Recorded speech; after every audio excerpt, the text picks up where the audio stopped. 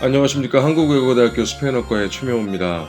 자, 또 이렇게 동영상 자료로 인사를 드리게 됐습니다. 저번에 보셨던 자료를 기억하시는 분들이 얼마나 되시는지 모르겠습니다만, 우리가 그림으로 보는 탈식민주의라는 제목으로 제가 동영상 자료를 만든 적이 있습니다. 매번 만들 때마다 한 20분 내외로 딱 끊어지는 게 제일 보시는 분들에게 알맞은 시간이라고 생각함에도 불구하고 매번 녹음을 하다 보면 좀 길어지고 그러는 것 같습니다. 사실 이렇게 한쪽에서 일방적으로 말을 하고 한쪽에서는 듣기만 하고 하는 것들이 굉장히 좀 구시대적인 커뮤니케이션 방법이긴 한데, 이런 것도 웬만한 특강이나 강의를 대체할 수 있는 좋은 계기가 되면서도, 뭐랄까, 이게 서로 얼굴과 얼굴을 보면서 하는 것이 아니기 때문에 어떤 뉘앙스나 정보 전달 능력이나 이런 것들이 아나운서급이 된다고 해도 사실 조금씩 문제가 될 수는 있는데, 제가 전달력이나 그런 것들이 아나운서 정도는 말도 안 되고 잘 모르겠습니다. 아무튼 어떤 높은 수준에 이른 것은 아니라는 것을 알고 있기 때문에, 일단 시작하기 전에 제가 혹여라도 여러분들에게 오해할 만한 표현을 할 수도 있는데, 그렇게 된다면 일단 미리 사과드리고요. 그리고 이런 말씀도 좀 드리고 싶습니다. 좀 오해가 있을 법하다, 잘 모르겠다 하시는 것들은 여러 가지 방법을 통해서 또 질문을 올려주시면 될 것 같습니다. 잠깐 애프터 서비스의 느낌으로 우리가 그림을 그린다고 생각을 하건, 아니면 지나간 일을 회상하는 글을 쓴다고 하건, 실제로 일어난 일이 머릿속에 기억돼 있고, 그리고 글이나 그림으로나 다양한 방식으로 재구성될 때 어떤 류의 재구조화 과정을 거치게 됩니다. 그런 것들을 왜곡이라고 하기도 하고, 아니면 자기 보호라고도 하기도 합니다. 그 무슨 말이냐면, 너무 안 좋고 슬픈 기억들은 그것을 항상 기억하고 있으면 살기 힘들겠죠. 그래서 어느 순간 좀 보호하기 위해서 그 기억을 삭제하기도 하고, 그리고 좋았던 기억은 또 살아가는데 힘이 되고 원동력이 될 수 있기 때문에 그런 것들을 조금씩 치장하고 과장하고 그렇다고 합니다. 이런 얘기가 적절할지 모르겠습니다만, 어린 시절 정말 첫눈에 반했던 대상들 있으신지 모르겠습니다. 그냥 정신건강을 생각을 하면, 좀 첫눈에 반하는 대상도 어느 나이 때에는 있는 게 정신건강에 좋다고 합니다. 없다고 해서 정신건강에 큰 문제가 있는 건 아닐 테지만요.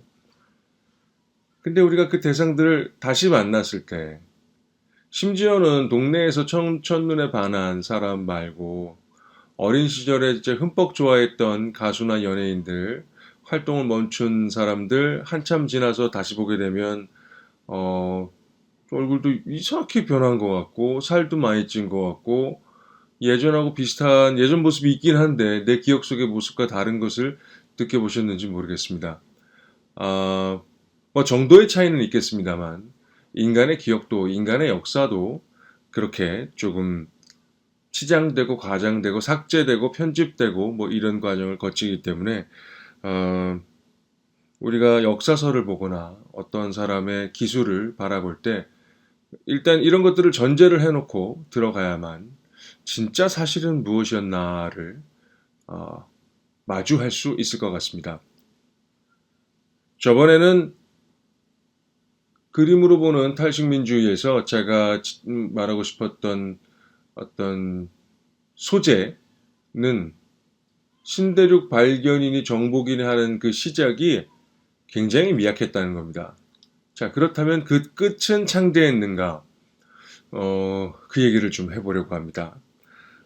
요즘 들어 다시 그 환경 결정론 같은 게 나오고, 지리 결정론이라는 표현도 있는 것 같고요. 그 다음에 제럴드 다이아몬드의 총균세라는 공전의 저 히트작이죠. 예, 총균세를 시작으로 뭐 이런저런 얘기가 있습니다. 원래는 아프리카 부족이 왜 우리는 발전하지 못했냐라는 질문에 다이아몬드 교수가 답을 내린 이야기이기도 하고, 사실 그 이야기는 이미 해겔이 예전에 뭐 트로피칼 지역의 사람은 어떻고 뭐 열대 지방의 사람은 게으르고 뭐 이런 얘기를 한 적이 있습니다.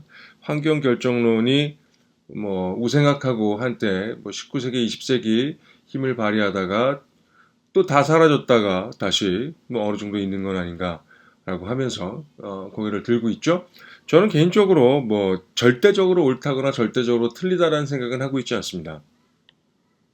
하지만 적어도 어떤 부분들에 대한 왜곡이 있을 수 있다라는 점을 우리는 그 모든 기술에 대해서, 그것이 총균세만이 아니라 지금 우리가 도서관에서 볼 수 있는 모든 책들, 이북을 포함해서요. 그리고 동영상 자료, 뭐 뉴스 할 거 없이 인간은 기본적으로 완벽하지 않기 때문에 왜곡의 가능성을 열어놓고 봐야 된다는 말씀을 드리고 싶습니다.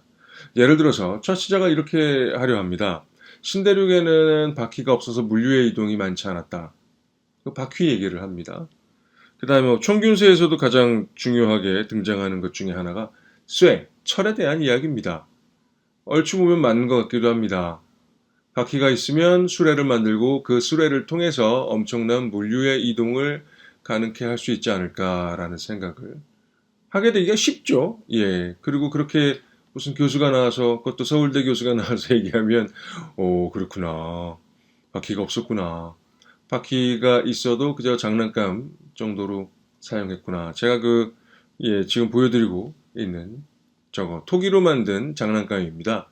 이렇게 끌고 다니는 건데, 밀고 다닌다고 표현하는 게 좀 더 맞을 것 같군요. 예, 바퀴가 달린 장난감을 사용하는 게 큰 문제는 아닐 겁니다. 그렇다면 바퀴가 달린 수레를 만들어 사용하여 물류의 흐름을 원활하게 하는 것이 과연 옳은 표현인가? 제가 볼 때 한 75% 정도 거짓입니다. 왜 그러냐면, 우리가 마크 트웨인의 허클베리 핀, 톰 소의 모험, 뭐 이런 작품들 기억하시는지 모르겠습니다. 연배에 따라 좀 다를 것 같고, 저희 아이가 큰애가 초등학교 2학년인데, 마크 트웨인의 톰 소의 모험이나 허클베리 핀의 모험을 그렇게 좋아하진 않더군요. 좋아할 만한 것들이 굉장히 많죠, 요즘에는. 근데, 저 어렸을 때만 해도 만화책, 그 다음에 6시였나요? 한 30분 정도 보여주는 TV 애니메이션이 거의 전부였기 때문에, 책을 지금보다는 훨씬 많이 봤던 것 같아요.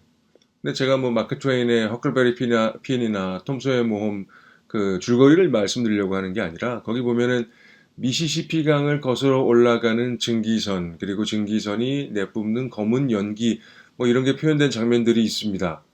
여러분들이 기억하실지 모르겠습니다만 애니메이션에서도 굉장히 멋지게 표현이 되어 있습니다. 그 증기선을 통해서 사람들도 이동하고 물류도 이동합니다. 그리고 그 미시시피 강은 미국을 남북으로 가로지르며 5대5까지 연결이 됩니다. 그래서 미국 물류의 한때 핵심이었죠. 다른 얘기를 해보겠습니다.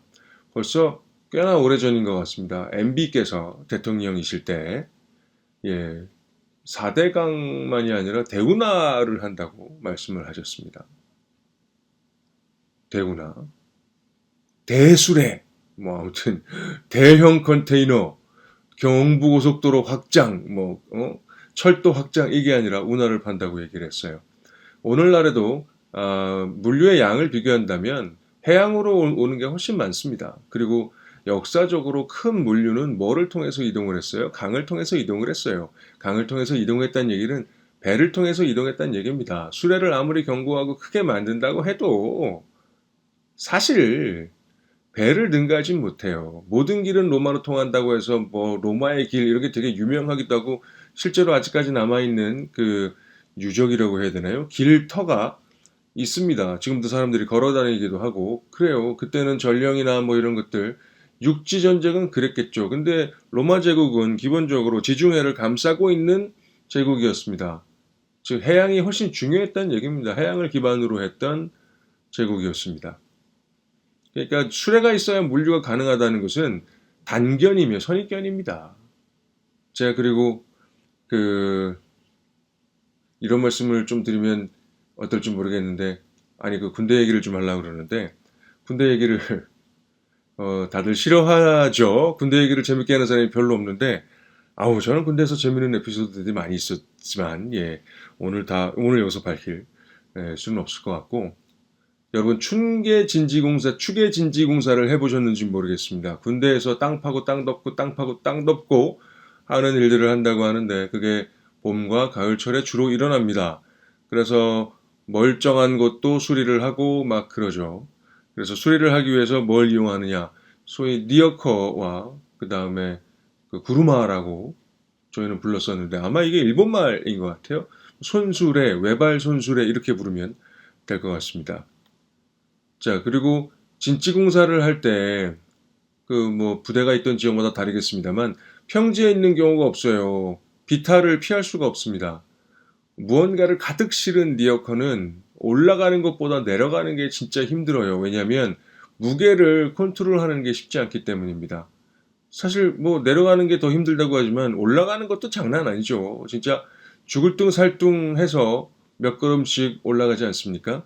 다른 이야기를 한번 해보겠습니다. 요즘 뭐 자전거들을 동네에서도 많이 타고 다니시더라고요. 왜 그렇게 그 쫄로 그 옷을 입고 다니는지 모르겠는데, 그걸 입으면 또 그렇게 라이딩이 잘 된다 이렇게 얘기를 하니까요. 저는 자전거를 타긴 합니다만 뭐 청바지나 추리닝 뭐 이런 거 입고 타는데, 어 아무튼 그 저는 그 여성들을 보는 것보다 그 중년이 넘은, 예, 그 소위 얘기하는 아저씨 몸매의 분들이 타이트한 거 입고 막 이렇게 다니시는 걸 볼 때마다 모르겠어요. 이게 뭐 비판도 할 수 있고 비난도 할 수 있는데 눈살은 찌푸려지더라고요. 걸어 다닐 때는 큰 어려움을 느끼지 못할 각도 한 30도, 뭐 20도 정도 되는 어, 저기 기울기에 경사로를 올라갈 때 제가 자전거에 그 6살 된 저희 둘째 딸을 태우고 다니는 경우가 있는데 죽을 것 같아요. 너무 힘듭니다. 차라리 업고 걷는 게 쉽지 자전거로 올라가는 게 너무 힘들어요. 기어를 조절해도 참 그게 쉽진 않더라고요. 예, 그래서 다들 아무도 모르게 모터의 힘을 좀 빌려야 된다, 전기의 힘을 좀 빌려야 된다, 뭐 이런 말씀들도 하시던데, 오르막 내리막에서 이 바퀴는 진짜 쥐약입니다. 전혀 도움이 되지 않아요. 오히려 불편한 경우가 많이 있습니다. 그런데 이게 20도도 아니고 30도도 아니고 60도도 아니고 거의 80도, 70도 되는 경사가 있는 곳을 바퀴로 올라간다, 수레를 만들어 물류를 운송한다. 이게 지금 이게 무슨 생각일까요? 그냥 뜬구름 잡는 얘기입니다. 바보 같은 얘기예요. 무슨 말씀 드리는 거냐면, 라틴 아메리카의 대부분의 문명들, 도시들은 고산지대에 있습니다. 물류는 물론 해발고도 제로에서 올라오는 경우도 있죠. 해산물들이나 여러 가지 작물들이 그렇게 운반됩니다. 운반되는데 강이나 하천을 이용하면 카누나 카약을 이용하곤 했어요. 카누나 카약이나 카리비안 원주민들의 언어에서 그 기원을 그 기원이 있는 용어들이에요. 무슨 말씀을 드리는 거냐면 하천이나 바다 인근 해를 이용한 물류의 흐름은 라틴 아메리카에도 있었습니다. 다만 수레가 발달할 필요가 없었던 이유가 있어요. 그 이유는 이렇습니다. 힘들어서 그렇고 말도 안 되기 때문이에요. 예. 수레를 갖고 혹은 자전거를 갖고, 요새는 뭐 산악 바이크들은 그런 거 가능하다고 하는데, 산악 바이크들도 동영상이나 이런 거 보면 올라갈 때의 화면은 그냥 거친 숨소리지만 내려갈 때 뭐 그렇게 스릴을 많이 느끼곤 하잖아요. 올라가는 길과 내려가는 길이 좀 다르다는 것은 그 뭐 영상이나 뭐 이런 걸 보시는 분들마다 조금씩 깨달을 수도 있을 텐데, 물류, 그러니까 물건을 싣고 수레로 고산지대를 다닌다는 거는 이건 자살행위입니다. 예, 물건이 조금만 무겁고 자기 몸무게보다 무거운 거라고 한다면 이건 정말 자살행위예요. 그래서 라틴 아메리카, 특히 고산지대에 왜 바퀴가 없었어? 수레가 발달하지 않았어? 그래서 물류가 이동하지 않았어? 그래서 덜 발전했어? 저발전됐어? 이거는 그냥 정답을 만들어 놓고 여기는 저발전했어 라고 해놓고 그럼 우리랑 뭐가 다르지? 아 얘네 수레가 없네 그래서 저발전됐어 이렇게 끼워 맞추기를 한 겁니다. 그러니까 사실은 아닌 거죠. 자 그리고 일단 짧게 쇠에 대해서만 말씀드려 보겠습니다. 우리는 철기 시대라고 얘기하면서 철기가 뭐 대단한 거처럼 얘기를 합니다. 철기가 물론 대단하죠. 그리고 근대를 이루는데 제철이란 산업은 굉장히 중요했습니다. 이것을 부정하려고 하는 것이 아닙니다. 하지만 지금 우리가 보고 있는 철이라는 것은 굉장히 개량이 많이 된 겁니다. 일단 강도도 굉장히 많이, 강도 얘기 좀 이따 하겠습니다만, 많이 발전된 것이고, 개량된 것이고, 그 다음에 녹에 대해서 엄청나게 개량되어 있는 게 현재 우리가 사용하고 있는 철입니다. 그러면 정말 그 순수하다는 표현 좀 안 맞는 것 같습니다. 초창기에 쇠는 어떤 것이었냐?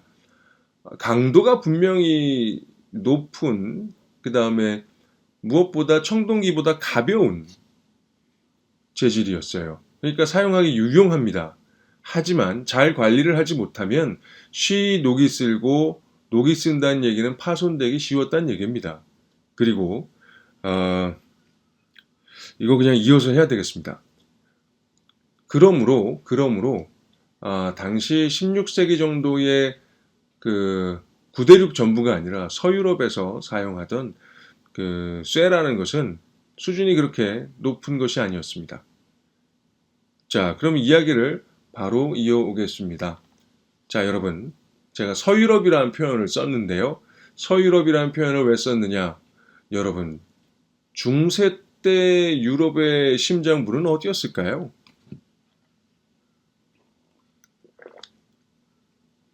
지금 물 마시는 소리가 너무 크게 난 것 같은데, 한 모금 반 모금 마셨는데, 물 마시는 소리가 너무 크게 난 것 같네요. 자, 여러분. 중세 때는 당연히 교황이 있는 곳이 유럽의 중심이었겠죠. 그럼 이태리의 로마, 그리고 동로마의 수도였던 컨스탄티노플, 지금의 이스탄불이 유럽의 중심이었습니다. 그러면 유럽의 중심에서 이들이 주로 교역했던 곳은 어디였을까요? 오리엔트라고 얘기하는 동방, 동부 쪽이었겠죠. 그러니까 유럽의 중심으로 동쪽이라는 얘기입니다. 그리고 중세 때는 뭐가 발달해 있었습니까? 거대한 이슬람 세력이 발달해 있었습니다. 뭐 이슬람 얘기를 막 하게 되면 더 복잡해지니까 아라비아 상인들이 주름 잡던 시대라고 그냥 이렇게 얘기를 해봅시다. 그리고 아라비아 상인들은 본인들의 물품들도 수출을 해서 부를 획득했습니다만 중국과 인도와 그리고 뭐 한국과 일본 등등에서 뭐 비단을 비롯해서 다양한 사치품들을 수입하고 그리고 그것을 유럽 지역에 팔았습니다. 인도의 면직물부터 시작해서 중국에서 구할 수 있는 차, 뭐 홍차가 어떻게 생겨났는지 다들 한 번 정도씩 다 들어보셨을 겁니다. 자, 이런 구도로 봤을 때, 지금 현재하고 비교해서 어떨지 모르겠습니다만은 다양한 물품, 사치품들이 있는 곳은 중국 혹은 극동 지역이고 이것을 중개하는 것이 이슬람 세력, 아라비아 상인들이고 그것을 구매하고 싶었던 사람들이 누구냐? 유럽 사람들이었습니다. 인도를 제가 빼먹었나요? 인도도 굉장히 중요한 곳이긴 한데 그런데 여기서 가장 외곽에 있는 게 어디였냐? 오랑캐 중에 오랑캐가 사실 서유럽 이베리아 반도 사람이었어요. 이베리아 반도 뭐 지금 스페인, 에스파냐보다 더 멀리 있었던 게 포르투갈입니다. 포르투갈은 유럽 지중해로 들어오기 위해서는 지브랄터 해협을 건너서 와야 되기 때문에 어떤 관점으로 보면 아예 지중해 바깥에 있는 세력이었고 그리고 더 멀리 있는 오랑캐, 완전 오랑캐에 있었습니다. 당시 뭐 유럽의 관점에서 말씀드리는 겁니다. 영국이죠. 그리고 참 놀랍게도 새로운 변화와 개혁과 혁명은 변방에서부터 시작이 된다는 거. 그리고 내부에 안정적인 기득권 세력이 있는 쪽에서는 그렇게 큰 변화가 일어나지 않는다는 거. 또 우리의 역사의 교훈으로 배워볼 수 있을 것 같습니다. 그리고 제가 지금 녹음된 시간을 확인해 봤는데 19분이 넘어가고 있군요. 자, 지금 인트로에서 이렇게 시간이 많이 갈 줄은 몰랐는데 아무튼 빨리 한번 속도를 내보겠습니다.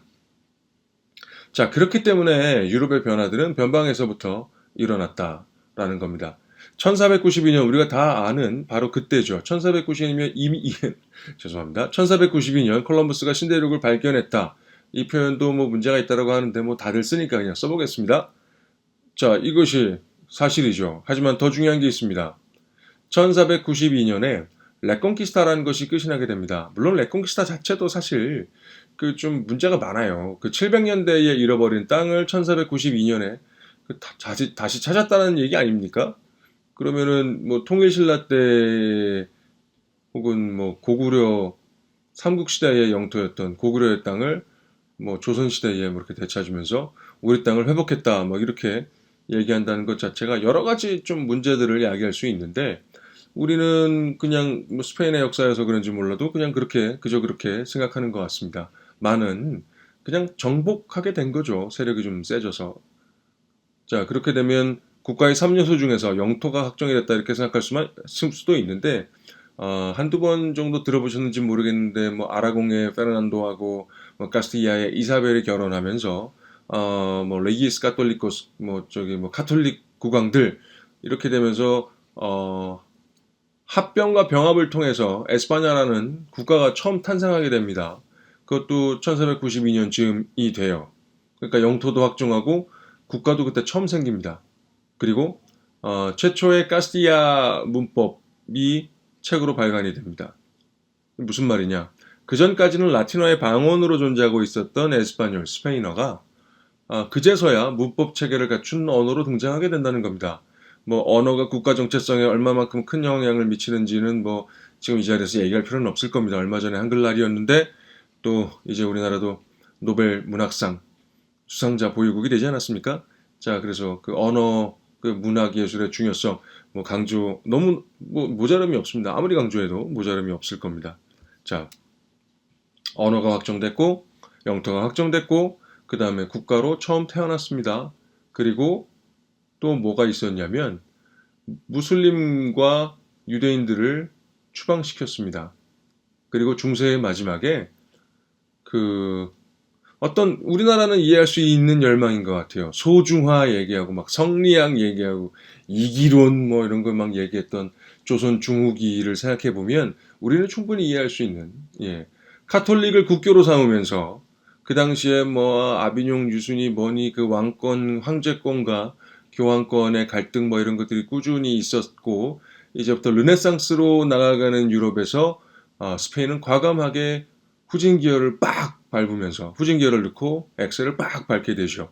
그러면서 중세적 질서를 자신들의 아이덴티티로 삼게 됩니다. 이것은 아마도 무슬림 세력과 경쟁하는 과정에서 어쩔 수 없이 갖게 된 것이다 라고도 할 수 있는데 굉장히 모순적이고 역설적인 사건이 아닌가 싶습니다. 오늘은 길게 얘기는 하진 않겠습니다만 여러분 한 번 정도 들어보셨을 법한 세르반테스의 돈키호테의 그 주인공 돈키호테가 미치게 된 것은 중세 기사 소설에 빠져서입니다. 예. 좀 더 확대하면 중세 질서에 빠져버려서 그 당시 르네상스로 향해 가고 있는 스페인 사회에 도전했다라고도 볼 수 있죠. 자, 근데 묘하지 않습니까? 제가 아까 후진 기어를 넣고 엑셀을 밟은 건 누구라고 했죠? 스페인 왕실이었습니다. 예, 스페인 기득권 세력들은 적어도 겉으로는 그렇게 했습니다. 그럼 돈키호테가 과연 누구를 얘기하는 것인가? 참 애매하죠. 그리고 우리가 저기 뭐 합스부르크 왕가의 그 초상들, 주걱턱, 삐죽한 얼굴 뭐 이런 걸로 상징되는 뭐 카를로스 몇 세의 뭐 그 초상화니 뭐니 멋지게 차려입은 모습에서도 사실 삐쭉 튀어나온 턱은 유난히 강조되는데 우리가 기억하고 있는 돈키호테의 모습 그리고 세르반테의 모습도 한번 잘 생각해 보시면 어떤 류의 공통점들이 보이는 것 같습니다. 그것이 사실을 반영한 것이든 의도를 반영한 것이든 상관없이 말입니다. 자, 그러면 지금까지 얘기했던 걸 쭉 엮어보면 에스파냐라는 국가는 탄생하자마자 신대륙이라는 거대한 식민지를 얻게 됩니다. 굳이 표현을 하면 태어나자마자 성인이 돼버린 거예요. 근데 태어나자마자 몸이 성인이 됐다고 정신이 성인이 되는 것은 아닙니다. 그래서 그 수많은 이야기들이 이후에 펼쳐지게 되는데 지금은 어떤 말씀을 드리려고 하는 거냐면 유럽의 모든 그 문화와 예술과 뭐 첨단 기술의 정점이 스페인에 있지 않았다는 겁니다. 그리고 우리나라의 경우에는 군역을 굉장히 예전서부터 해왔고, 그 다음에, 저기 얼마 전에, 지금 굉장히 오래전 이 일로 기억나는데, 저기 2024년 연초에 방영됐던 고려거란 전쟁에 보면 중앙군과 모집을 한 지방군과의 갈등, 지방 호족과의 갈등, 뭐 이런 게 막 나타나지 않습니까? 고려 사회의 또 특징이기도 할 텐데요. 중앙군의 개념이 어, 유럽 사회에서는 굉장히 좀 새로운 겁니다. 새로운 거라고 말씀드리는 것은 근대 국민 국가가 시작되고 나서야 이제 국군 혹은 중앙군의 개념이 생기기 때문에, 그리고 라틴 아메리카에서는 더 이후에 이야기가 됩니다. 독립하고도 중앙군이 창설될 때까지 굉장히 많은 시간이 걸립니다. 그래서 우리들에게는 익숙한 개념이지만 군대라는 것은 그냥 저기 용병들 모여 있는 것이지, 우리가 지금 갖고 있는 것처럼 중앙에서 왕이 명령을 내리고 뭐 중앙에서 직접 훈련을 하고 이런 경우가 별로 없었습니다. 물론 이런 차이점은 동양과 서양의 차이기도 하면서도 3세기, 4세기, 5세기 넘으면서 철이 발명되고 강철까지 넘어가는 지금 뭐 고려 때 사용하던 고려가 아니라 고구려 때 사용하던 화살촉이 뭐 지금의 강철의 강도와 비슷하다는 얘기가 나올 정도로 무기에 관련된 테크놀로지가 발달한 이유도 어느 정도 설명이 되는 거죠. 그만큼 경쟁이 심했다라고 말입니다. 자, 아무튼 자, 제가 어떤 말씀을 드리려고 이런 이야기들을 하는 거냐, 뭐 이런 생각을 하실 수가 있는데, 라틴 아메리카 혹은 신대륙을 정복하고 개척한 사람들은 다 이제 개인들이 한 겁니다. 그러니까 누가 뭐 그 사람들이 스페인 사람들이 아니냐, 뭐 이런 말씀을 드리는 건 아닌데, 뭐 스페인이 정복했다라고 얘기하기에는 좀 뭐가 문제가 있다는 겁니다. 무슨 문제가 있느냐? 정규군이 아니었고 그냥 뭐 개개인들이 알아서 한 거였단 말이에요. 이것은 뭐 물론 레콘키스타 전통이 좀 있긴 합니다. 무슬림 세력과 싸워서 어떤 지역을 정복하게 되면 그 지역에 무슨 권한을 주고 뭐 이런 것들을 뭐 길게 설명할 필요는 없을 것 같은데, 봉건 영주 뭐 비슷하게 생각하면 될 것 같습니다. 봉토를 받는 것이 아니라 봉토를 개척하면 왕이 그 지역에 여러 가지 권한과 권리를 인정해주는 제도들이 신대륙의 경우에도 있었던 겁니다. 그리고 뭐 그것은 뭐 콜럼버스나 아스테카를 정복했던 코르테스 등등에게도 적용이 됐어야 되는데, 뭐 나중에 너무 규모가 커지고 하기 때문에 그 약속들은 다 지켜지지는 않았던 것으로 알고 있습니다. 자, 아무튼 그래서 스페인이 정복했다, 스페인이 뭐 발경했다라고 하는 것은 좀 어폐가 있습니다. 물론 콜럼버스가 진짜 죽을 둥살둥해서 고생해서 도착한 곳에서 과일도 주고 뭐 그랬더니 갑자기 막 성경 들이대면서 이 땅은 하나님과 그리고 왕과 왕비에게 여왕에게 바친다 막 이렇게 얘기하는 것 자체가 굉장히 좀 뭐랄까요,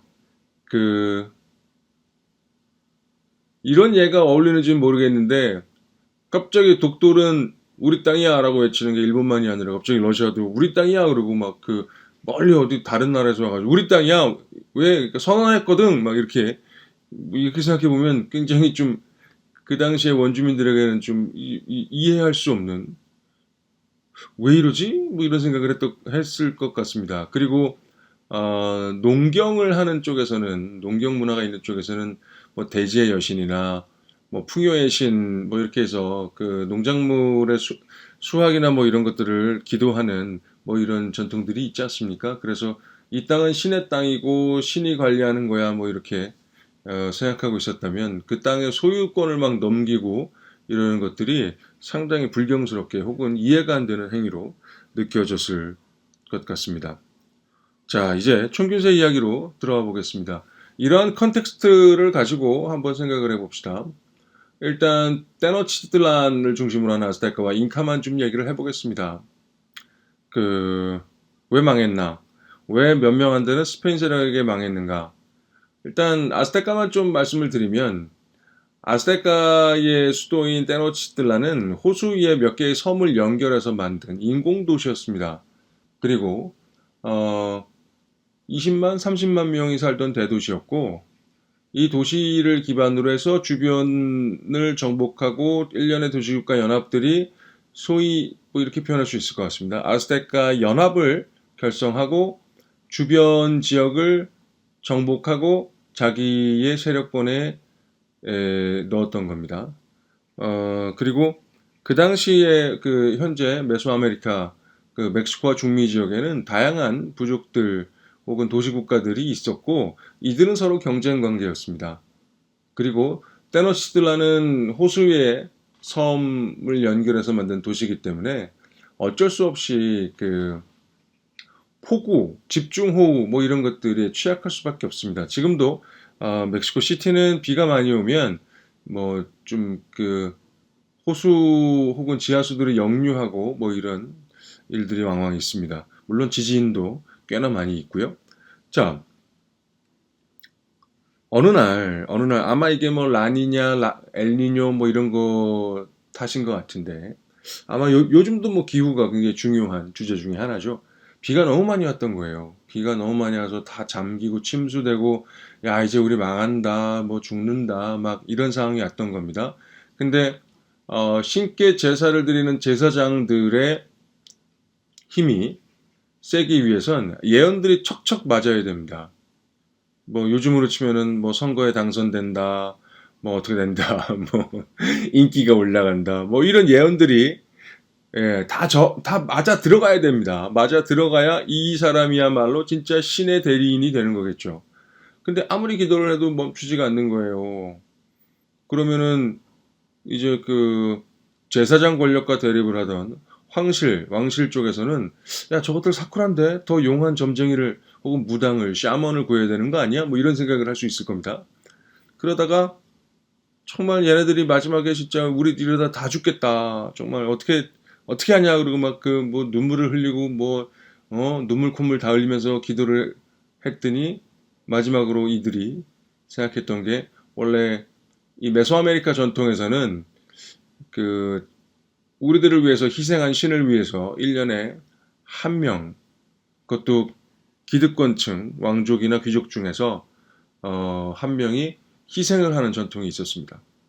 뭐 이것은 뭐 어떤 류의 코스몰로지, 그러니까 우주론이라고 할 수 있으니까 그들의 세계관에서 이렇게 구성이 돼 있었던 겁니다. 그런데 너무 비가 많이 오니까 이 제사장들이 비가 그칠 때까지 희생제의를 한다면 말이 좀 이상했죠?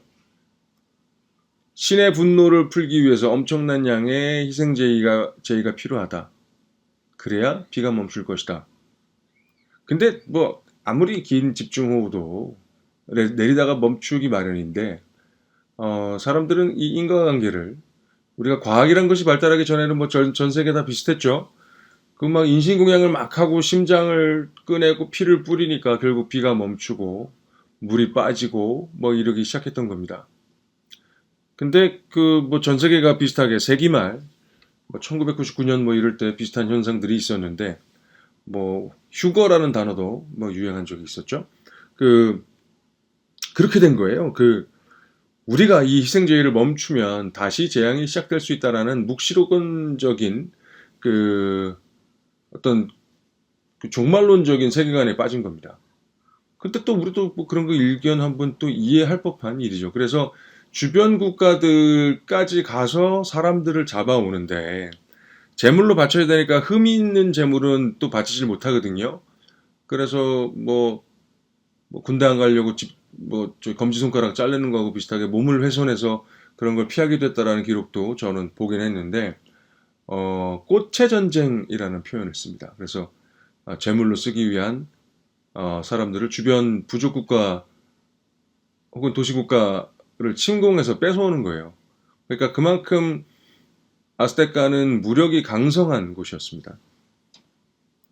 자, 그러면 자기 이게 끊임없이 매일같이 수백 명의 사람들의 배가 아니라 정확히는 갈빗대 위에를 갈라서 심장을 꺼냈기 때문에 이 아스테카에 대한 원성이 굉장히 컸겠죠. 그래서 주변의 거의 모든 도시국가, 부족국가들이 이 아스테카에 복수를 하고 싶어하는 마음이 있었습니다. 그런데 그때 뭐 예언의 존재이기도 한 하얀 애들이 도착했다. 뭐 이렇게 표현할 수도 있는데 사실 그 우리나라 조선 때 기록을 보면 그 유럽인들을 홍인이라고 표현합니다. 백인이라고 표현하지 않고 그 다음에 백인이라는 표현은 귀족들을 향한 피부가 하얗고 뭐 섬섬옥수 뭐 이런 것들은 노동을 하지 않는 계층에게 사용하는 표현입니다. 지금은 아무튼 인종적인 표현으로 바뀌긴 했습니다만 아무튼 수염이 나고 뭐 철제 옷을 입고 말을 타고 온 사람들 말을 처음 봤을 테니까요. 굉장히 좀 충격적이기는 했을 겁니다. 그리고 예언의 존재, 즉 상징적인 존재가 됐던 것 같고 원주민들의 구심점이 됐던 것도 같습니다. 그러니까 어떤 말씀을 드리려고 하는 거냐면 아스테카가 멸망한 것은 스페인 세력이 뭐 거대해서 그런 것이 아니라 그 지역의 대다수의 원주민들이 아스테카에 반감을 갖고 있었고 그것의 구심점이 이제 뭐 에르난 코르테스나 스페인 세력들이 됐다라는 겁니다. 근데 그들은 원주민들의 활동들을 잘 기록하지 않습니다. 왜냐? 본인들이 기록을 했기 때문이죠. 이것은 기록하는 사람의 권리, 권한 뭐 이렇게도 볼 수 있을 것 같은데 아무튼 아스테카가 멸망했던 것은 이제 자연스러운 메소아메리카 내에서의 권력 싸움이었다. 권력 다툼이었다. 1차적으로 이렇게 볼 수 있습니다. 두 번째, 더 중요한 건데 총균세의 메인을 장식하는 총.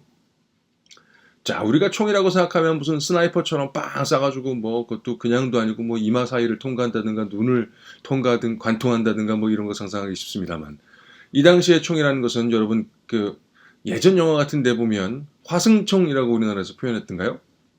이게 그 입구가 나팔처럼 생겼어요. 나팔처럼. 그리고 이렇게 그 군대 갔다 오신 분들은 아실 겁니다. 사격하고 나면은 총을 그때 수입한다고 표현했던데 총열 안에 있는 데를 닦아야 되잖아요. 근데 그 예전 화승총은 매번 닦아야 됩니다. 그렇게 그 이제 화약 찌꺼기들이 많이 남으니까 자 한번 생각을 해봅시다. 총을 내려놓고 총기를 닦아요.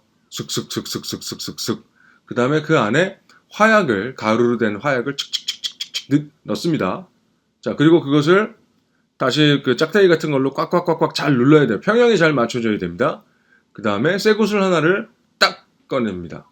그리고 조준을 바로 하는 게 아니에요. 심지가 있죠. 심지에 뭐 라이터가 있는 것도 아니니까 그 부싯돌이지만 좀 불이 그래도 빨리 붙게 돼 있는 자동은 아니고 반자동 부싯돌이 그 당시까지도 있었던 것으로 알고 있습니다. 부싯돌로 이제 칙칙칙칙칙 해서 불을 붙입니다. 심지에 그러면 조그만 심지가 칙 하고 타들어가면서 뽕 나가는 거예요.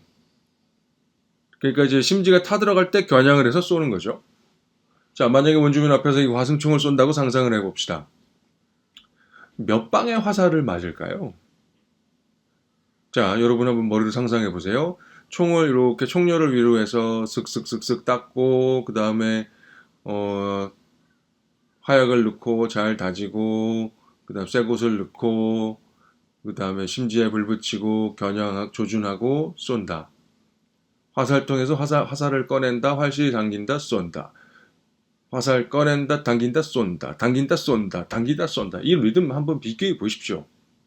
화승총이 대단해서 원주민들이 졌다면 일단 스페인에서 온 사람들은 뭐 이런 표현 너무 통속적인데 고슴도치가 됐을 겁니다. 그러니까 화승총이 그렇게 대단하다면. 근데 물론 이렇게 반론을 할 수도 있습니다. 스페인 군대는 대포도 있었다. 대포 있었죠. 아까 말씀드렸지만 호수 위에 있는 도시가 테노치틀란입니다. 그리고 여러분 수방사에서 근무하신 분들은 아실 텐데 그 한강 다리 놓는 거 있지 않습니까? 이렇게 블럭 같은 걸로 탁탁탁탁 연결시키면 그 거의 강물 위에 이렇게 찰랑찰랑하는 근데 탱크나 뭐 이런 거 지나갈 수 있는 교량이 생깁니다. 그 수방사 나오신 분들은 훈련 다 해보셨을 거예요. 그렇게 연결돼 있었습니다. 주요 도로들이. 그래서 만약에 외부에서 누군가 침범하면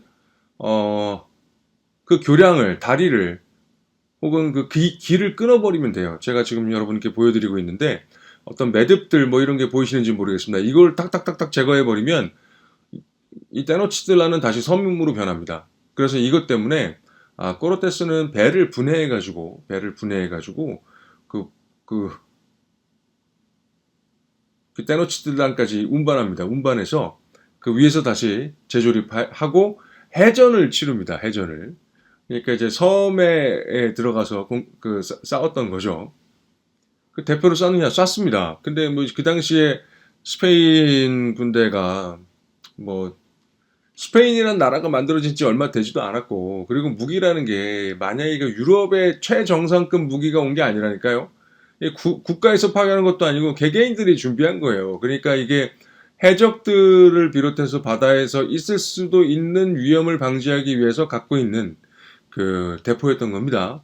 무슨 말씀 드리는 거냐면, 이게 바다에서 뭐 해적이나 이런 걸 만났을 때 상선들이 자신들을 보호하기 위해서 갖고 있는 대포였지, 그 당시에 최첨단의 대포는 아니었다는 거예요. 그래서 이게 그 화력이 그렇게 셌냐? 그렇지는 않습니다. 그리고 뭐 임진왜란 때도 마찬가지입니다만, 지금처럼 이렇게 나가가지고 폭발이 일어나는 그런 무기가 아니에요. 그냥 새 것을 큰 거 넣고, 우리나라도 뭐 장군 총 말고 장군 뭐 어쩌고저쩌고가 저기 그 대포에 들어가서 임진왜란 때 이순신 장군도, 그러니까 큰 창 같은 게 이제 그 나갔던 건데, 뭐 여기에 대해서는 여러 가지 그 현지의 기록들이 있습니다만, 아마 큰 쇠로 된 구슬 같은 것이 나갔던 것으로 보입니다. 그래서 성벽을 공격할 수는 있었겠죠.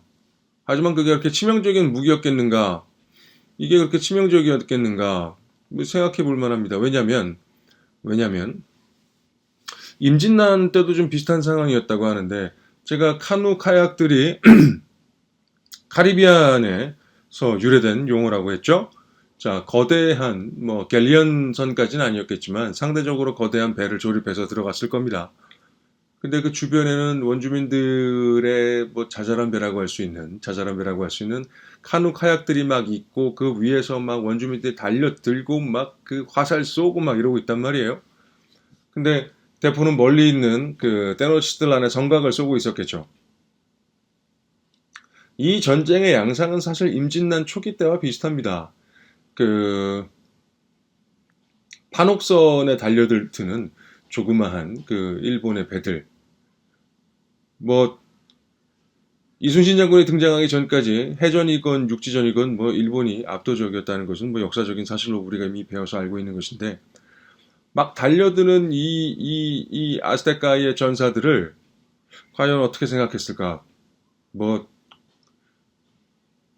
그렇게 스페인 사람들은 공포스러웠을 것이고, 왜냐하면 아스테카의 전사들은 기본적으로 죽음을 두려워하지 않는 전사들이었다는 기록들이 많이 있습니다. 그렇기 때문에 수백 수천의 사람들을 잡아다가 매일같이 희생제의를 할 수 있었겠죠. 그런 거 막 겁내고 뭐 무력의 중심이 된 어떤 문화가 없었다면 그런 것들이 불가능했을 테니까요. 자, 그래서 스페인 군대만으로는 이 그림이 설명이 되지 않습니다. 테노치티드란의 카약과 결혼은 원주민 연합군이 없었다면 이 전쟁은 설명이 되지 않습니다. 그리고 원주민과 다수의 원주민과 소수의 스페인 사람들, 에르난 코르테스를 포함해서 이 사람들이 중심이 돼서 결국 아스테카를 뭐 멸망시켰다라고 볼 수 있죠. 그리고 그 이후에 어떤 과정들을 통해서 그 외의 지역들, 그러니까 그 현재 멕시코 시티 외곽 지역들을 정복해 나갔는지는 사실 그 지역대로 참 길고 긴 이야기들이 있습니다. 하지만 그렇게 공포스럽고 무서웠던 아스테카와 대적하기 위한 구심점이었던 스페인 사람들이 굉장히 그 주요한 위치에 있었을 것이다 라는 것, 우리가 짐작해 볼 수 있죠. 그리고 뭐 너무나 예들이 많은데 간단하게만 예를 들면, 뭐 주원장, 명나라를 세웠던, 사실 명나라라는 말 자체가 그 나릴 달월이 결합돼 있고 1월 신교 혹은 명교라고 불리는 것, 조로아스터교라고 불리는 것과 관련이 굉장히 깊다라는 설이 있습니다. 그러니까 그 중국으로 보면 굉장히 이교도라고 할 수 있겠죠. 그런데 그 주원장이 황제가 되면 뭐 황제가 되면 뭐 최고 존엄이 되는 거죠. 예, 그런 것처럼 이제 그 지역에 뭐 왕과 같은 권위를 가진 존재로 추대되게 되면 뭐 그 권위를 스페인 사람들이 누렸다는 것은 그렇게 어색한 과정은 아닌 것 같습니다. 자, 일단 총 하나 얘기하는데도 시간이 굉장히 많이 갔습니다. 그러면 균보다 먼저 쇠 얘기해 보겠습니다. 쇠 얘기를 할 때, 앞에서 잠깐 말씀을 드렸잖아요. 이 당시에 그 쇠 무기라는 게, 막 강철검 뭐 이런 거 아닙니다. 그리고 일본도처럼 아니면 저기 뭐죠? 이슬람 사람들이 사용하던 이렇게 휘어있는, 그 무슨 반월검이라고 부르나요? 아무튼 그 무슨 용어가 있는데, 그런 검들은 베는 검, 뭐 날이 한쪽만 있으면 뭐 칼이라고도 하고 도라고도 하고 뭐 양날 다 있어야 검이라고도 하고 뭐 아무튼 여러 가지 복잡한 것들을 다 떠나서 베기 위한 용도는 아니었어요. 그러니까 이게 거대하까지는 안 가고 강철 몽둥이 같은 느낌입니다. 강철 몽둥이가 뭐 약간 톱처럼 생긴 흑요석 무기에 비해서 앞서는 게 뭐가 있었냐 생각을 해보면 어, 아주 정밀한 견고함, 즉 한 번에 뭐 목을 잘라낸다거나 한 번에 갈비뼈 밑을 샥 잘라가지고 심장을 뽑아낸다거나 하는 것들은 뭐 아스테카가 훨씬 더 앞서 있었겠죠. 지금도 외과 수술에서 인간이 만들어낸 가장 정교한 메스보다 더 세포에 손상을 주지 않고 수술할 수 있는 도구가 흑요석이라고 합니다. 그래서 흑요석으로 수술을 하는 경우가 지금도 있어요. 그리고 굉장히 고가의 그 외과 수술에서 흑요석이 사용되기도 합니다. 그래서 견고함은 흑요석이 사실은 더 앞서요. 예.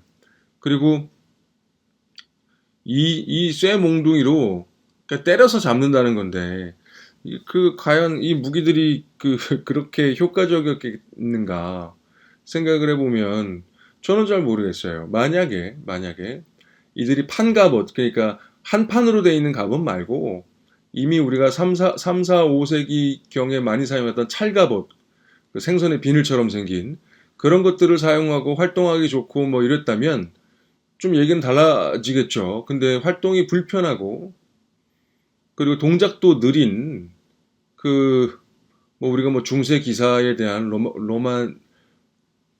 로망스가 있긴 합니다. 그리고 사실 그런 로망스들은 애니메이션 건담이나 뭐 수많은 로버트 나오는 로버트의 모습에 반영이 많이 돼 있죠.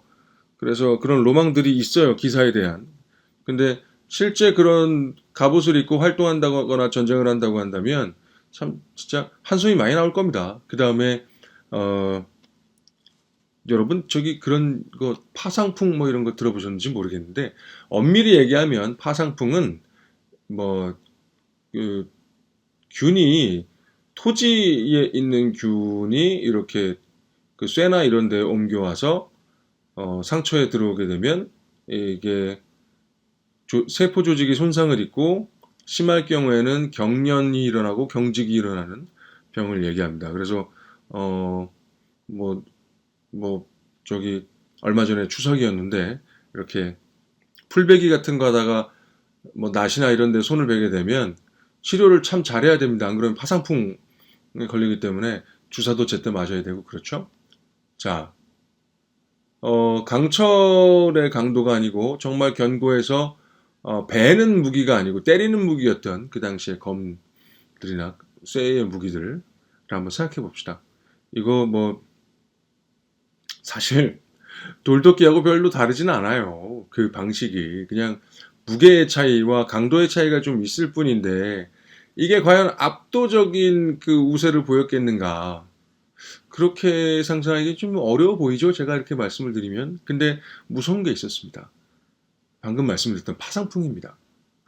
그러니까 이제 잘 관리돼서 아주 세밀하고 견고하고 막 이런 막 한 방에 싹 베어버리고 막 이런 무기가 아니라면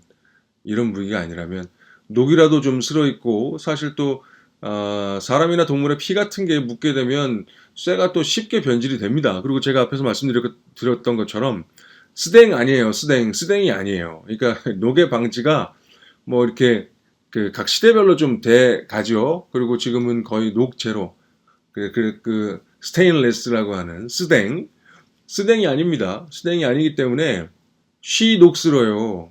그러니까 그 무기 자체가 오염돼 있는 거예요. 그러면 어 상처는 내가 입었지만 내가 이 서양 놈들의 목을 뱄어. 이렇게 해서 아스테카 전사가 이겼다 했는데 갑자기 상처 부위가 막 썩어 들어가면서 온몸에 경련이 일어나고 경직이 일어나고 그러다가 죽게 됐다. 그 당시 아스테카의 전사들은 어떤 생각을 했을까요? 아, 저거 악마의 무기다. 독이 발라져 있다.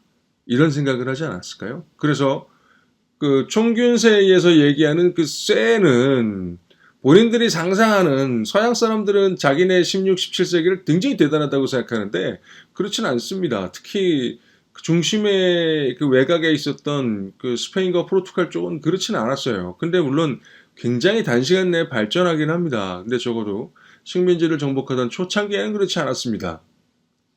악마의 무기를 든 사람들로 보였을 겁니다.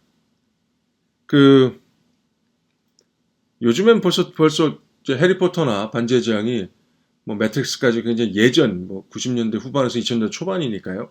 한 20년 된 영화들이잖아요.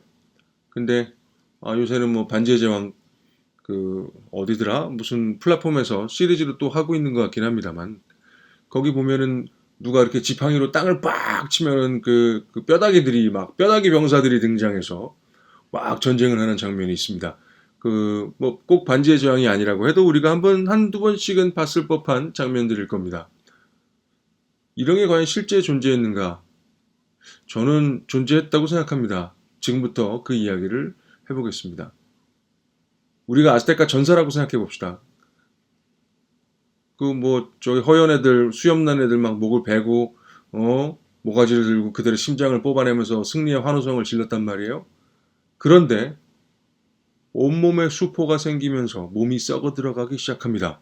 어떤 사람들은 몸이 시꺼멓게 썩어 들어가기 시작합니다.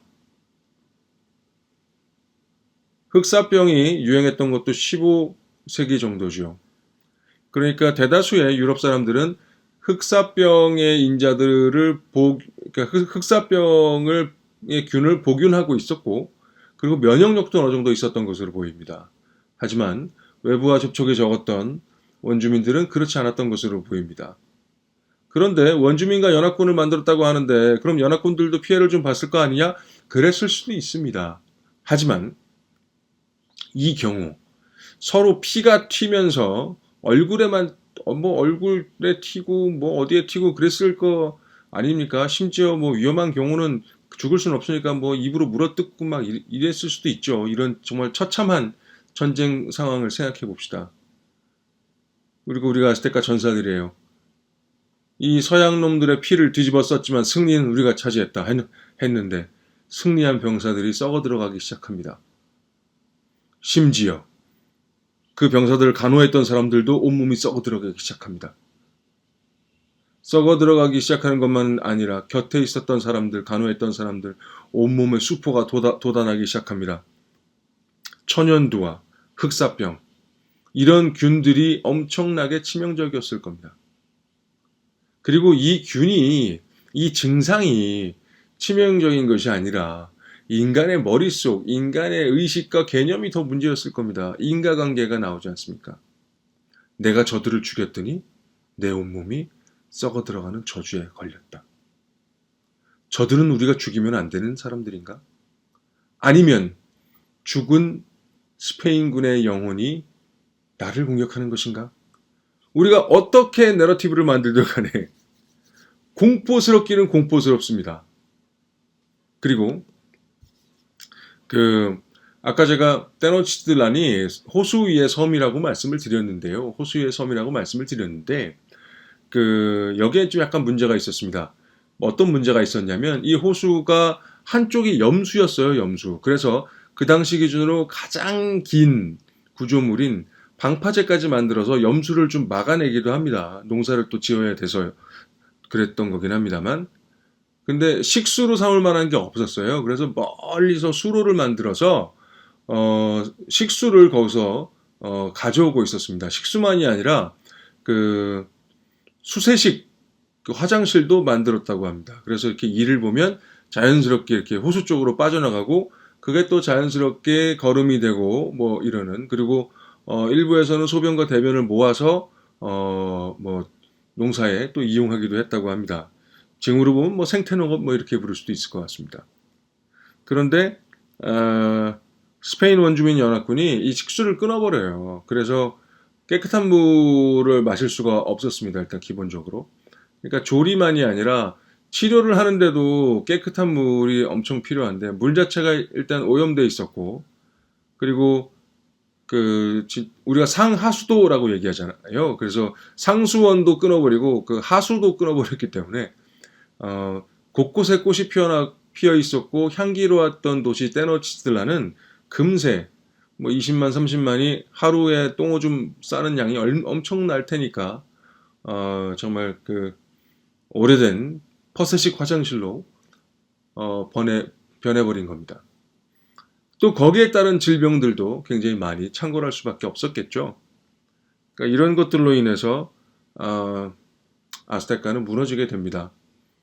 그러니까 제럴 다이아몬드가 얘기했던 총은 좀 약간 넌센스고 균은 확실하고 쇠는 그 서양인들의 생각과는 다르게 그게 뭐 대단히 앞서 나가는 재질의 뭐 무기여서 그런 게 아니라 그 자체가 갖고 있는 어떤 단점들, 녹이라는 부분과 파상풍이라는 부분들 뭐 이런 게 오히려 더 효과적이었을 것이다. 이것이 더 사실에 가까웠을 것이다. 라는 말씀을 드리면서 사실 제가 잉카 이야기도 하려고 했는데 이게 지금 시간이 벌써 많이 됐기 때문에 여러분들이 또 지루해 하실 수 있으니까 일단 오늘의 이야기는 총균세와 아스테카 이야기로 마무리를 짓는 걸로 하겠습니다. 자, 어떤 신비로움과 전설과 신화와 이런 것들을 다 걷어내고 사실을 좀 맞이해보자 라는 개념을 저는 기본적으로 갖고 있습니다. 그래서 원주민 문명을 막 이렇게 신비롭고 뭐 순수하고 뭐 이 사람들이 생태 뭐 문명이고 뭐 이런 것도 오리엔탈리즘이다. 원주민들이 순수해. 아니요, 우리랑 똑같아요. 그리고 원주민들도 뭐 저기 사기도 잘 치고 농담도 잘하고 다 똑같습니다. 예. 그리고 이런 말씀 좀 뭐 어떻게 들을지 모르겠습니다만 뭐 인간의 유희거리라는 게 다 비슷비슷하지 않습니까? 그래서 뭐 발효주도 마셨고 그 다음에 성에 관련된 가이드북도 있었고 그렇습니다. 그러니까 뭐 이렇게 특별하지 않아요. 원주민들이 뭐 순수하고 뭐 그렇고 원주민 문명을 뭐 우리가 어떻게 해야 되고 뭐 이게 지금 21세기에 필요하고 뭐 이런 것들은 우리가 필요해서 갖다 쓰는 겁니다. 마찬가지로 신화와 전설과 마찬가지의 변화의 과정을 재구조화의 과정을 거치는 겁니다. 쉽게 얘기하면 구라라는 거죠. 예, 그래서 저는 제가 쓴 책의 제목이 신화에서 역사로 라틴 아메리카입니다. 약간 진부하긴 한데요. 벌써 책이 나온 지가 그래도 10년이 넘었으니까 지금 올해 안으로 재판을 구성하려고 하는데 어떻게 잘 나올지 모르겠습니다. 아마도 그 책에는 이런 내용들이 더 많이 담겨 있을 것 같습니다. 신화적인 내용이나 자뻑이나 자기중심주의나 유럽중심주의를 다 걷어내면 어떤 류의 사실이 나옵니다. 근데 그 사실이라는 것이 뭐 결과를 바꾸지는 못합니다. 하지만 우리가 알고 있었던 중간 과정과는 상당히 다른 이야기이다라는 것을 강조하고 싶어서 오늘 이렇게 컨텐츠를 준비했습니다. 어떻게 또 재밌게 들으셨는지 모르겠습니다. 자, 그럼 다음에 또 좋은 컨텐츠를 제작해서 잉카 이야기를 또 해야 되니까 또 잉카 이야기로 또 인사를 드리겠습니다. 감사합니다.